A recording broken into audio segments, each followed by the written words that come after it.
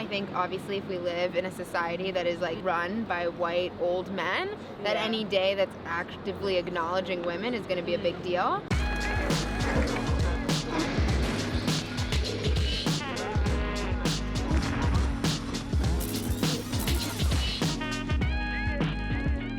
Bye. Bye. Bye. Bye. Oh wait, no. Have a good time, International Women. Thank you. Alright, so me and Eve, we're gonna head out and we're gonna go and interview some people about International Women's Day. So today we're talking a bit about International Women's Day. Okay.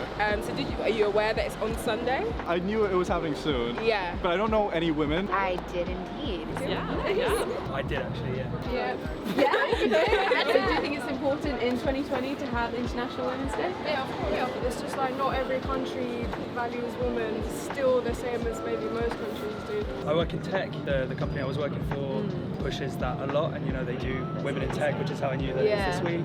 I just also think it's important because there's so many problems that we have, and so we're looking at these problems of sexism, of inequality of wages, of pay, of women's presence in the workplace never being equal to men. I'm a PhD student and I sometimes teach part-time at university, and what's amazing is how institutionalized women's right to space is so young. And so I can be in a lecture theatre where 90% of the audience is women and they won't ask a question, and it's always the boys standing up claiming that space, you know, with the authority that, you know, goes to young boys and doesn't go to young girls enough. So I think that, you know, it's 2020, but we're fighting things I think that are still ongoing issues that still need awareness and still need cooperation and collaboration to fix. I feel like men are celebrated too much.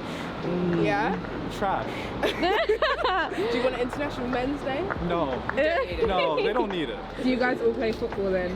I play netball. You play netball. And do you find it hard, like, in terms of being in sports as a woman? Yeah, definitely. Yeah. There are some Especially in college as well, like we get oh, picked yeah. on, like for netball I get picked on because they think it's a dead sport. Even football, people get picked on. We're meant to have a team, college team, but there's literally me and her timing up. There's definitely like less females than males still like in sports. For example, I work in a gym and there's like around 10 male personal trainers and around 3 women, like honestly. I think obviously if we live in a society that is like run by white old men, that any day that's actively acknowledging women is going to be a big deal. But I'm actually here for work for an event for International Women's Oh, Day. amazing. I work for the New York Times and I work for the Gender Initiative, which is basically where we try to better engage our women and international audience. I can speak for the US because that's where I'm from. You know, we had more women run for office than ever before. We had more women elected than ever before, and so it feels especially like political. Feminism, equality, it's always for everyone. So I think it's really interesting when people think that like feminism or equality is a women's issue when like men are just as much to benefit from gender parity.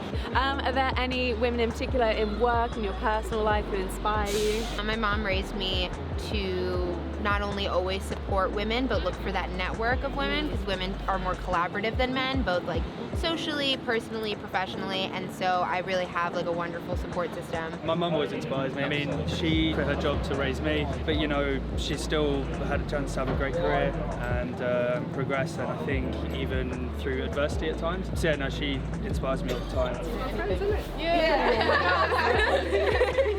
Female football players. Yeah, netball players when I was Yeah, there. we want to be like hopefully pros. Yeah. Beyonce, Yeah. Solange, Rosa Parks. Oh, yeah. Yeah. Gosh, I don't. There's too many to count. I think. And I think the big problem in some of this is that we always look for these women individual figures, where actually, if you look at any woman walking down the street today, right now, there are challenges that they're facing. Someone I was thinking of is Sarah Ahmad, who is an academic who recently resigned from Goldsmiths a few years ago over the question of women's right to space at the university and ongoing problems that women have in terms of sexual misconduct at universities. Just been wandering around Angel kind of area, and we've met so many interesting people. It's been great. Honestly, I love going up to strangers and asking them weird questions. There's a lot of women in different industries that struggle with a lot of things regarding them being the only women in their sector or even in their department. So it's good to have one day where we celebrate those women, but also celebrate the fact that we are now able to do things that we weren't able to do like 10 years ago, 20 years ago, and so on and so on.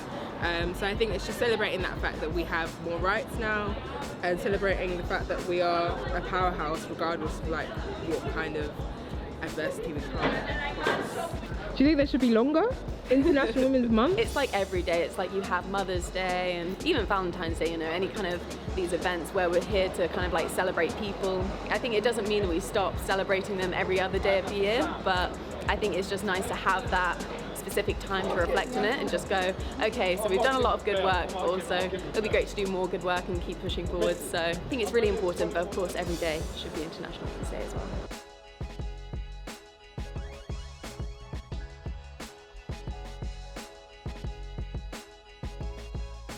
So are you celebrating International Women's Day in a certain way? Yeah, I think I'll bake a cake. Okay. Yeah. Cool. With my favorite women on it. Right. Yeah. That's a good idea.